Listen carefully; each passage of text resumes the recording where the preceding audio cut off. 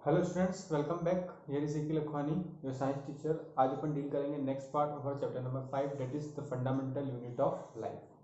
तो पिछला जो लेक्चर था उसमें मैंने आपको साइटोप्लाज्म और सेल ऑर्गेनेल्स के बारे में बताया था, जहाँ मैंने आपको बताया था कि कौन कौन से सेल ऑर्गेनेल्स होते हैं सेल के अंदर प्रेजेंट।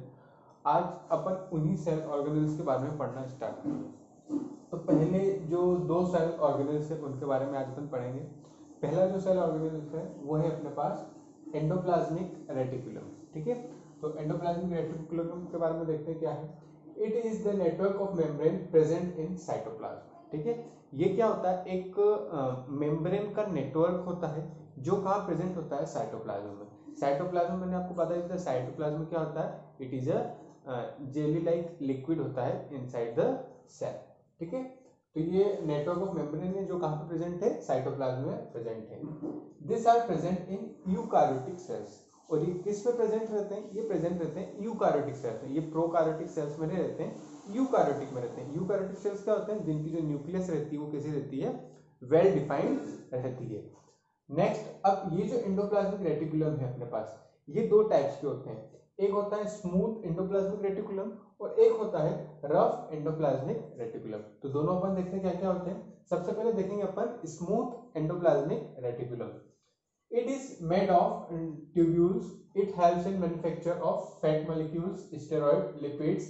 ठीक है, अब ये जो है ना स्मूथ एंडोप्लाज्मिक रेटिकुलम, ये ट्यूब्यूल्स का बना हुआ होता है। ठीक है, क्या हेल्प करता है, ये हेल्प करता है अपनी manufacturing of fat molecules.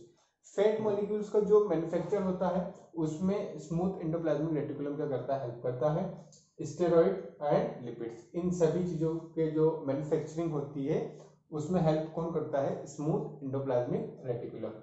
Ribosomes are absent. ठीक है, अब जो स्मूथ एंडोप्लाज्मिक रेटिकुलम होता है इसमें राइबोसोम्स क्या होते हैं, एब्सेंट होते हैं। राइबोसोम्स भी क्या होते हैं, राइबोसोम्स भी एक अपना एक तरीके से सेल ऑर्गेनेल्स भी है। उसके बारे में भी अपन एक अलग से पढ़ेंगे, एक डेडिकेटेड, उसके लिए भी अपने पास लेक्चर है। तो अभी अपन को ध्यान रखना है कि जो राइबोसोम्स रहते हैं वो स्मूथ एंडोप्लाज्मिक रेटिकुलम में क्या रहते हैं, एब्सेंट रहते हैं। नेक्स्ट है अपने पास रफ एंडोप्लाज्मिक रेटिकुलम। तो रफ एंडोप्लाज्मिक रेटिकुलम क्या होता है, it is made of vessels. ठीक है, ये वेसल्स से मिलकर बना होता है। Help in manufacturing of proteins and content ribosomes on its surface. ठीक है, अब ये मैन्युफैक्चर कर रहे थे स्मूथ एंडोप्लाज्मिक रेटिकुलम इसका फैट मॉलिक्यूल्स, स्टेरॉइड और लिपिड्स का। अब ये किसकी किसकी मैन्युफैक्चरिंग में हेल्प करते हैं, ये मैन्युफैक्चरिंग में हेल्प करते हैं अपने किसकी, प्रोटीन के मैन्युफैक्चरिंग में। ठीक है, जो प्रोटीन सिंथेसाइज होता है किसमें, किसमें, एंडोप्लाज्मिक रेटिकुलम में, उसमें हेल्प कौन करता है, अपना रफ एंडोप्लाज्मिक रेटिकुलम हेल्प करता है। ठीक है, राइबोसोम्स ऑन इट्स सरफेस। ठीक है, अब ये जो रफ एंडोप्लाज्मिक रेटिकुलम रहता है इसमें जो राइबोसोम्स मैंने बताया था कि स्मूथ वाले में राइबोसोम्स एब्सेंट रहते हैं, वही अपन रफ की बात करें तो रफ एंडोप्लाज्मिक रेटिकुलम जो रहता है इसकी जो सरफेस रहती है उसके सरफेस पे जो राइबोसोम्स रहते हैं वो क्या रहते हैं, प्रेजेंट रहते हैं। ठीक है, तो ये हो गया अपना एंडोप्लाज्मिक रेटिकुलम। एंडोप्लाज्मिक रेटिकुलम पहले अपन ने देखा और इसके फिर दो टाइप्स होते हैं। ठीक है, तो अब नेक्स्ट है अपने पास गोल्जी अपरेटस। ठीक है, तो गोल्जी अपरेटस क्या होता है, it is a system of tubules and membrane bound vessels arranged parallel to each other in stacks called cisterns। ठीक है, ये एक सिस्टम, ये समझिए एक सिस्टम है पूरा। ठीक है, किसका सिस्टम है, tubules and membrane bound vessels. ठीक है, ट्यूब्यूल्स का और मेम्ब्रेन बाउंड वेसल्स का ये क्या है, एक सिस्टम है जो कैसे होते हैं, एक दूसरे के पैरेलल होते हैं। मतलब अरेंज कैसे किया जाता है, उनको पैरेलल अरेंज किया जाता है। ठीक है, किसमें अरेंज किया जाता है, स्टैक्स में अरेंज किया जाता है, जिसको अपन क्या बोलते हैं, सिस्टम बोलते हैं। मेन जो चीज है इसमें अपन को गोल्जी अपरेटस में ये है अपन को इसका फंक्शन।